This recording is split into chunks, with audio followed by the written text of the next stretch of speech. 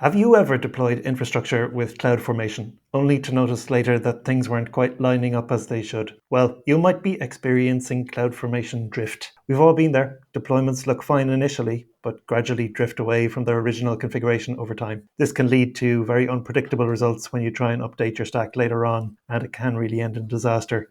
So today, we're diving deep into CloudFormation Drift, what causes it, how to detect it and fix it, and most importantly, how to prevent it in the future. And we're going to cover what it is, how it relates to CloudFormation and other infrastructure as code tools, why it happens, how to resolve it, some best practices on detecting drift as soon as possible, and to try and avoid it entirely. I'm Owen. I'm here as usual with Luciano, and this is another episode of AWS Bytes.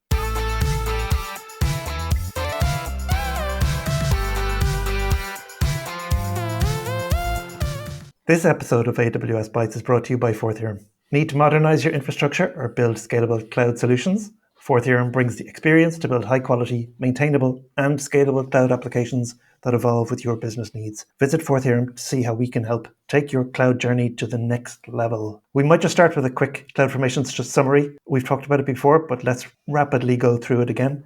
CloudFormation is an infrastructure as code, or IAC, service from AWS that allows you to define and manage all of your AWS resources and configuration using templates that are written in either JSON or YAML. So you can use it to provision, model, and manage all of the resources for your application in a fairly safe and repeatable way. So instead of creating things ad hoc manually, you define them in code using a template, and CloudFormation is the service that handles provisioning and updating it for you. So it's perfect when you need repeatability because it allows you to define a consistent, repeatable infrastructure setup. And also if you've got complex environments. So if you've got projects involving multiple resources like EC2, RDS, VPCs, and Lambda, CloudFormation can handle all the dependencies between them fairly seamlessly. It's also really good if you want to automate infrastructure management. And this is almost table stakes these days, but you can automate the entire lifecycle of your infrastructure, creating, updating, and deleting resources without manual intervention. And it allows you to provide support for best practices like versioning and rollback as well. So it has automatic rollbacks if something goes wrong during deployment. By the way, if you want to dive a bit deeper on CloudFormation, we have spoken about it before. So in the show notes and the description below, you'll see links to episode 31, the battle between CloudFormation or Terraform, and episode 121, where we talked about 5 ways to extend CloudFormation. And that's the overview of CloudFormation and infrastructure as code. But we're here to talk about Drift. So what is the concept of drift? The concept of drift is not unique to CloudFormation. In fact, it's something that can occur even with other infrastructure as code tools. For instance, you mentioned Terraform. Even with Terraform, if you don't do things correctly or by the book, as they say, you can have drift as well. So it's not necessarily an issue only with CloudFormation, but something that you need to keep into account every time you do infrastructure as code. And today, of course, we're going to focus a little bit more on CloudFormation and the tooling around it, and some of the tips that are maybe a little bit more specific to CloudFormation, but I think the general concepts and the advice that we are going to give can be applied also to another ISC tool. So if you prefer to use Terraform, I think you're still going to find value in this episode. So back to drift, it happens when the current state of your infrastructure diverges from the defined configuration in your templates. So in other words, if you have defined something using infrastructure as code, and at some point what you have defined there doesn't exactly match what's in your AWS environment. So you have, if you just look at your templates, you think the reality should look in a certain way, but then if you actually look at your deployed stack, it doesn't really look exactly like you defined in your template. So you might be wondering, how is this even possible? Because we just said that CloudFormation infrastructure as code in general is a way to get reproducible and deterministic deployments. So how is it possible that all of a sudden it doesn't really match anymore what was defined in a template? And this is something that can happen, as we said, and generally happens when you start to misuse infrastructure as code. So again, let's maybe try to do a little bit of a step back, trying to describe what's the idea of infrastructure as code. In general, when you use tools such as CloudFormation or Terraform, those are declarative tools, we can say. So tools where, in a way, they provide you with a language that you can use to define or describe what's the desired state of a given stack. So you never tell the infrastructure as code tool what is the sequence of steps that it needs to do to get to a certain state. You just define what is that state, and you let the tool figure it out by itself how to get from the current state to the new desired state. And the problem is that most of these infrastructure as code tools, they don't necessarily query upfront your current environment. For instance, your current AWS account. They will just store the state of the last deployment somewhere. In the case of CloudFormation, this is entirely managed by the CloudFormation service itself. If you use something like Terraform, Terraform is actually quite flexible. It gives you visibility of the state file. You can decide to store it in a simple file in the file system. You can store it in DynamoDB. You can store it in S3. Actually, Terraform, it's quite open about that. CloudFormation is a little bit more opaque, but the same principle applies. So what happens the next time that you do a deployment is that rather than reassessing what's the current state, the tool is just going to take the latest state recorded during the previous deployment as the starting point. So it's going to try to understand, okay, what was that starting point? What is the new state that you want to go to? And make a number of assumptions and figure out what is a good plan to go from A to B. But the problem is that if you did something wrong, and we'll talk a little bit more about that in a second, what the infrastructure tool thinks it's A is not exactly matching the current reality. So it might actually be something else, and therefore the plan to go from A to B is not necessarily a good plan for what concerns the reality of your stack.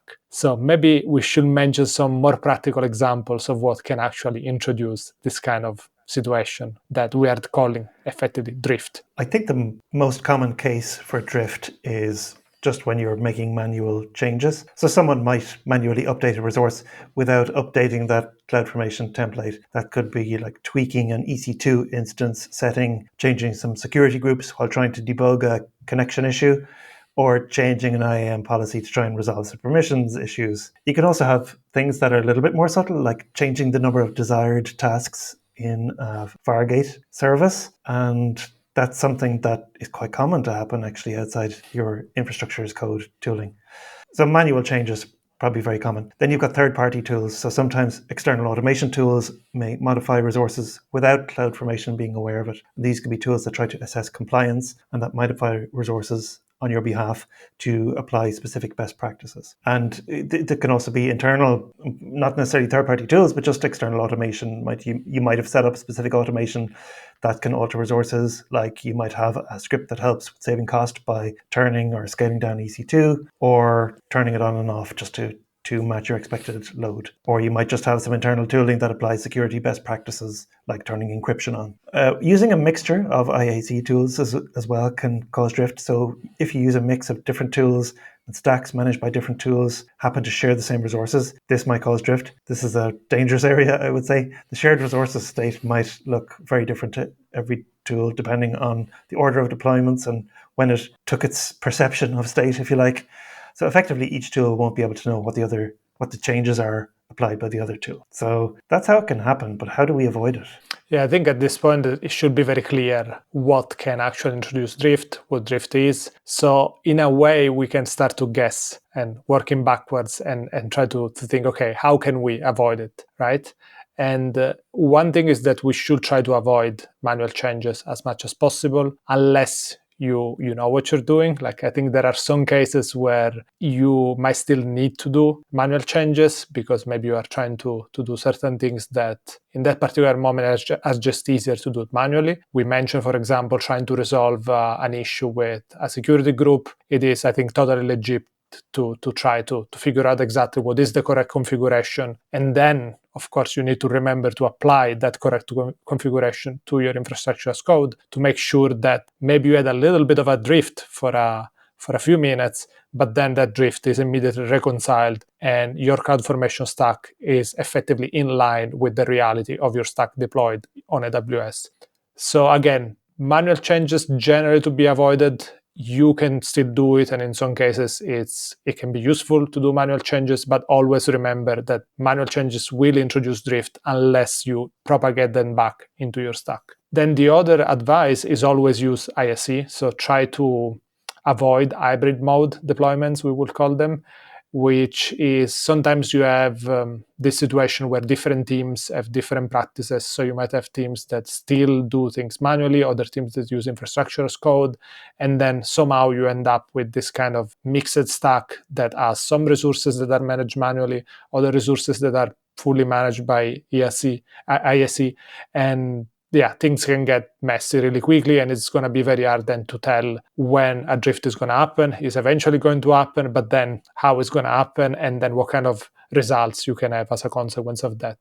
And we also mentioned not to mix different ISE tools. So you can use different ISE tools together. Definitely, there are ways to do that safely. I think the risk is when different ISE tools are actually sharing the same resources, but you can have a mix of ISE tools when they manage different stacks. And yeah, and other things are if you're using external automations, ideally you want this automation to either update your templates and not the resource directly, or if it's not easy for you to let the automation update the templates, maybe you can have some kind of reporting that then you can manually take and apply into your infrastructure as code, rather than letting the automation change resources and then ending up with drift.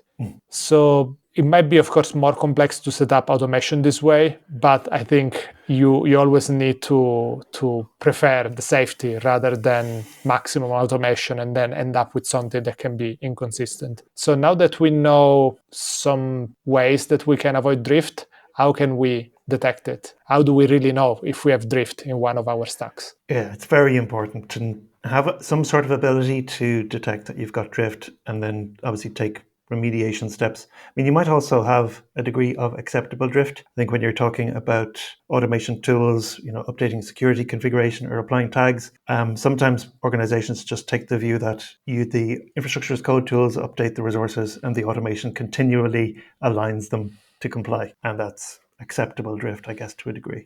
But if you have other kinds of drift, then you might just realize too late because a deployment fails in a weird way, like tries to modify a resource that doesn't exist anymore.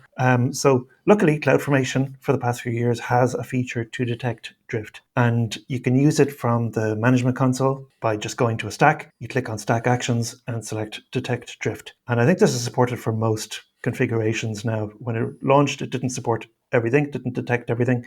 It's going to start a background scan, and CloudFormation will compare the known state with the actual state of all of the resources in the stack. And then once it's finished, you can visualize the results of the operation by clicking on View Drift Results under Stack Actions. So in that page then, after a few minutes, you'll see if your stack has drifted. And if it has, it'll also give you a diff of the current stack state and what CloudFormation expected. Now, luckily, you can automate this process to some degree and trigger an alarm if one of your stacks has drifted. And that's a good idea. I think if you're concerned about drift and going to take it seriously, there is a tutorial by AWS that explains you how to do that. And we'll have a link in the notes below. So we've got some drift. We've seen it. We've detected it. What do we do? Yeah, I don't think there is a universal solution. And to be fair, it's always a little bit of a pain. There are situations where maybe you just created that drift, like the example we mentioned about the security groups. And therefore, in that case, it's very easy to reconcile your stack and fix the drift because you know exactly what did you change, and you can easily reapply the same changes into your infrastructure as code. And in the case of a security group, that's probably going to be a few properties. Maybe you're going to open different ports, but it's very limited to a specific area of your stack. But in some cases, it might be much more complex, and you probably need to be a little bit creative in trying to figure out exactly, first of all, why the drift happened, what is exactly the desired state versus the current state, and how to reconcile the two. And the general problem is that you might think about a very simple solution, right? The simplest solution is probably, okay, I'm just going to destroy the stack and recreate it entirely with a well-known, well-defined end state, which is something that works. But of course, if you have an application that is running in production, you probably cannot afford to do that because, of course, you are going to create downtime. So it gets really tricky when you want to try to reconcile drift while not creating downtimes. And that's why sometimes you need to be a little bit creative. And recently, for instance, we had a use case at work where we had some drift related to a load balancer. So we needed to do some changes to this load balancer, but doing the changes would recreate the load balancer entirely. And because in that particular stack, the DNS entries were not managed by that stack, but were managed externally. Doing the changes would basically recreate a new load balancer with a different IP address or a different DNS record, and therefore we would have downtimes.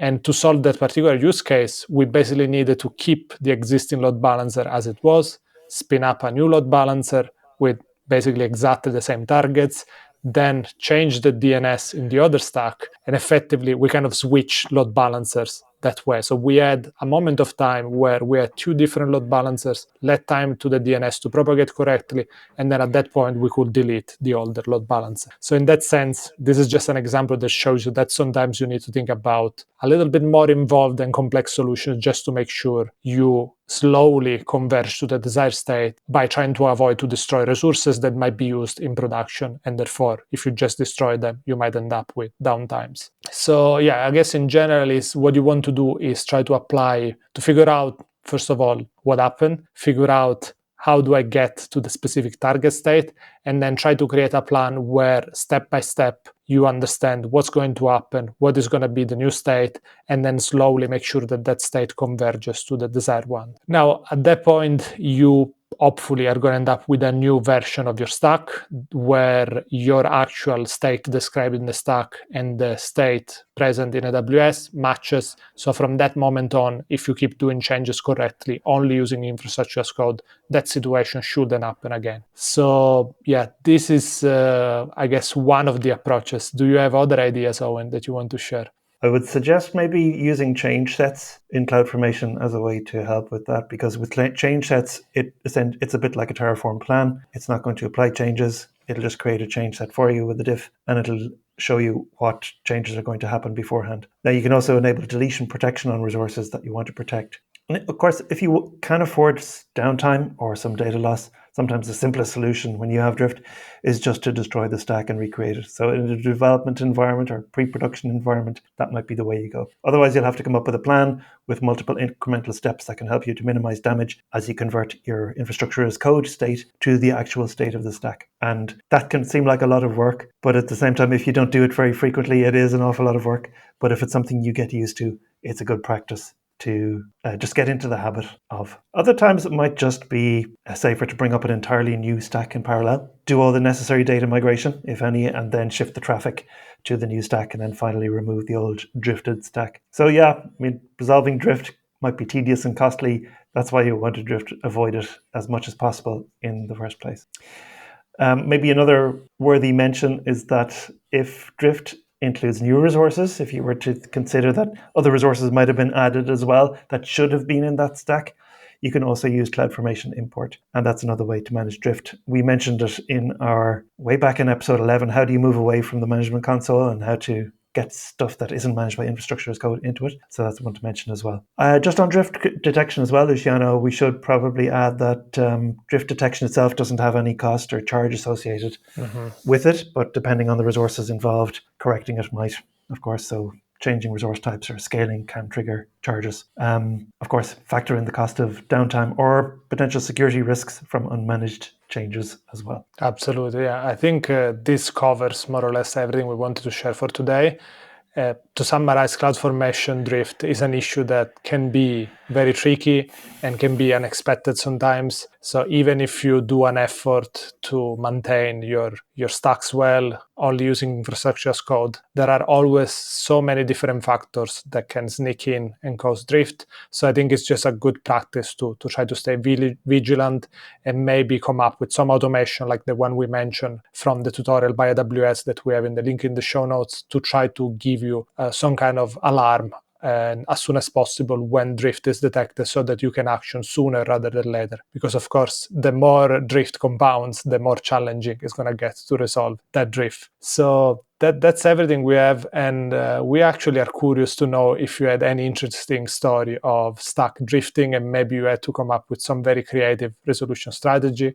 If that's the case, please share it with us, either by reach out to us individually on our social channels or maybe by leaving a comment on YouTube or rather in your podcast player of choice. So with that, thank you very much for staying with us and we'll see you in the next one.